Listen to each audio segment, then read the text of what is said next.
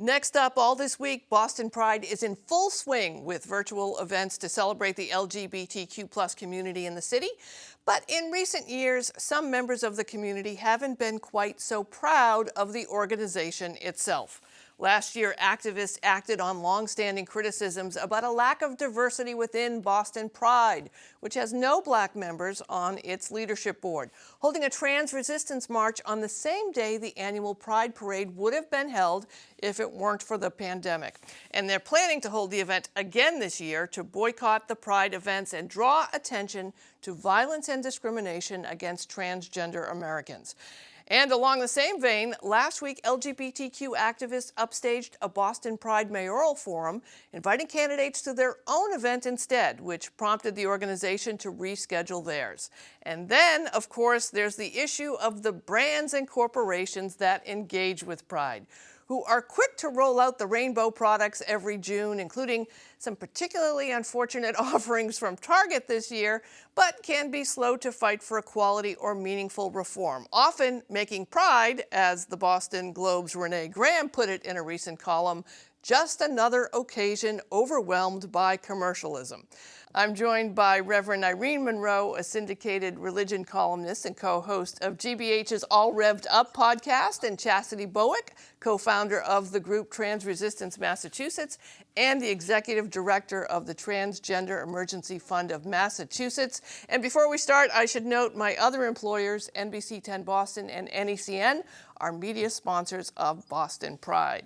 All right, you two, happy Pride. It's great to see you both, and we're sharing in this excitement. Chastity, I want to start with you. What are some of the challenges that you see the Pride Committee, which we should say is a Boston Pride? There are prides that happen all over the state and all over the country, and they all have their own organizations. But what are some of the challenges that you see that have led you and others to call for a boycott of Pride events and for the board to resign? It has been a lack of inclusion, a lack of diversity. As someone who wasn't born and raised here, I was looking for that bond, that inclusivity, and that wasn't there. We've tried to infiltrate Pride and listen, let's let trans lives lead this march. And all of our efforts have always gone in vain. And I think furthermore, when you take out the Pride Month, June, Pride should be assisting this community throughout the year. They raised over $350,000 last year, and they did not have Pride. So where did those funds go? I know where it could have went, to trans housing, but it didn't. And it's just, this is some things that we are seeing a ripple effect across the country, where we are fighting not only to be seen outside of our community, but within our own community, fighting to be seen, to be heard, to have a seat at the table. And as of last year, there is no more asking for a seat at the table. We've created our own table for our community. And sometimes that's just the way it has to be, unfortunately. Reverend Irene, I know that you were a baby, but you were actually at the first Stonewall, at the uprising, at the riot over the events of the week that happened there. You know, you've been saying some of the same things that Chastity's been saying for years as well regarding Pride. What are your thoughts? Right. I mean, and I thank you, Chastity, to not only articulate this ongoing problem, because I'm no longer a baby, as you can see.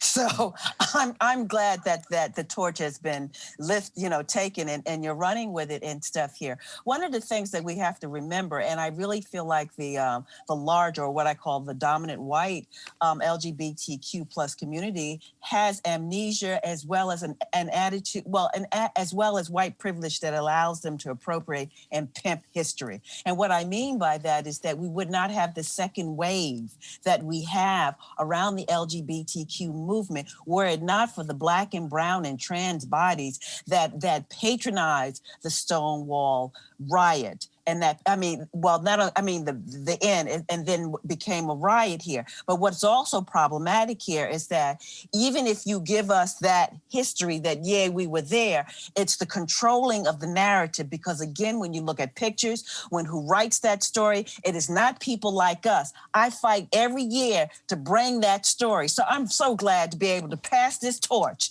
to a younger sister, who has energy, because you get sick and tired girlfriend, I just want to say, sick and tired of saying the same thing over and over again. Chastity, I want to ask you about the corporate part of it, because I'm an institutionalist. I love assimilation. Those are all my big sins, right? Irene's laughing at me because it's true, right? So I'm always excited that even though Target had some horrific outfits this year, I'm thrilled that I can go shopping with my daughter and say, look, at Target thinks I'm okay, right? What's your take though when you look at the corporate sponsorship of the parades, of the businesses that participate in the events? What's your take on that? Just like everything else in this country, everything is financial. And it's sad that during this time of year, everybody has a pride product and now even a trans flag colored product. And it's like, where are these proceeds going? Are they going back to this underserved, vulnerable community? Is that money going to help break down the systematic oppression that is placed on the transgender communities? I haven't seen that. So my question is, put your money where your mouth is. Let me see you speak up and say, I'm donating X, Y, and Z to trans housing, to for substance abuse for trans folks, education for trans folks. It's so many different areas that we need assistance in, and it all goes hand in hand. Because if I don't know where I'm going to sleep tonight, I'm not worried about going to the doctor's tomorrow. And if I have to indulge in survival sex work, I might indulge in survival drug use just to get over that sex work. And where there are no places in place, properties in place for us to be able to open these institutions that we need, there's a problem, because we're not wanted at women's shelters, we're not wanted at men's shelters, we're not wanted at substance abuse treatment programs. So when Pride comes around, use some of the funds that you're making off of our back to give back to our community. It's so many different services I just named that you can choose to donate to. Can I just say something? Yeah, please. Yeah, I call that pimping on the backs of Black trauma and Black pain here. It reminds me of Viola Fletcher, the 107-year-old woman who presented to Congress asking for reparations, yet the city puts up a $33 million museum, and nary a cent go to her and the three surviving, the three survivors of this massacre. So again, that when we talk about this, we got to really deconstruct how white supremacy operates at the expense of even disenfranchised communities like the LGBT community, because this is something we've been asking, as Chastity said, since the inception of Pride committees, not just here in Boston. It is pandemic in that it is global here. So the real work is here. While it's wonderful to go into Target and get these merchandises, it's still done by cheap labor and still not targeted to the very people that should be getting some sort of resources from pimping us. So at the same time, though, right, as the institutionalist here, at the same time, I view the LGBTQ rights movement as one of the only movements, if not the only movement, where corporate America did things without the government telling them to do so. Like, they offered domestic partnership before. We still don't have an equality, but we still don't have equality on the federal level, but we do have rights at companies. We do, even Raytheon, which we can argue, what they do for work, but they were one of the first military contractors to have trans rights within their mission statement to their employees. Do we not need corporate America and businesses in order to forward the rights and the rights work that has to get done? Well, okay, then I go. I think we do for a number of reasons here. I think that we understand how the dollar works here, but I think it's two-pronged. So while they will give to our causes, we don't need Target to sort of, yes, I'll give to HRC to fight for the Equality Act, but at the same time, I'm going to give to Mitch McConnell's campaign, that is fighting against it. So we need a kind of activism. Like when we talked about Black Lives Matter, one of the things down in South Carolina was that if you didn't take down that Robert E. Lee statue, BMW, a big business, a big corporation, was going to pull out. So we need a kind of corporate activism to, just not talk it, not pimp us, but also walk the walk around, distributing this kind of resources to the very people whose back you're riding on, and the reason why we even have the second wave of the LGBT movement. But I'm just so glad that we got a younger generation. I'm looking right at sister. I'm so happy. Irene mentioned HRC, which is the Human Rights Campaign. Chastity, what's the plan if the Pride Committee, you've called for boycotts on the official Pride events, and I tell people to look for the official Pride events, so they're paying attention to what events they want to go to or not want to go to. But if they resign, what's the plan? Is there a plan to take over Boston Pride, or is there a plan to launch a new Pride, or are we just looking to see what would happen?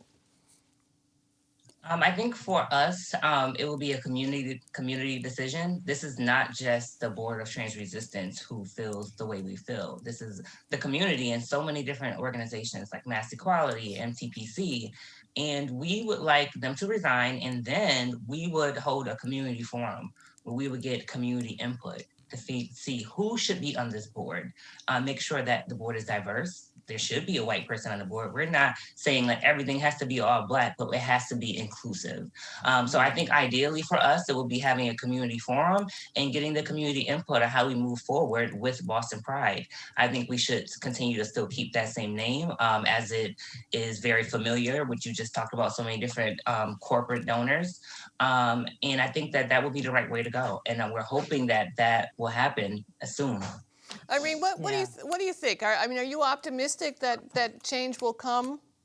I'm optimistic about what trans resistance is doing, but I want to just say this in terms of what that board should look like. So whether we should revamp it or not, there's a biblical statement that says that you can't pour all old wine into new wineskins. So we need not to reinscribe a defunct Pride board. What we need is, and if we have a white person, not a token one, but one that understands the intersectionality of oppressions and racism. So we need a new board. Let me tell you something.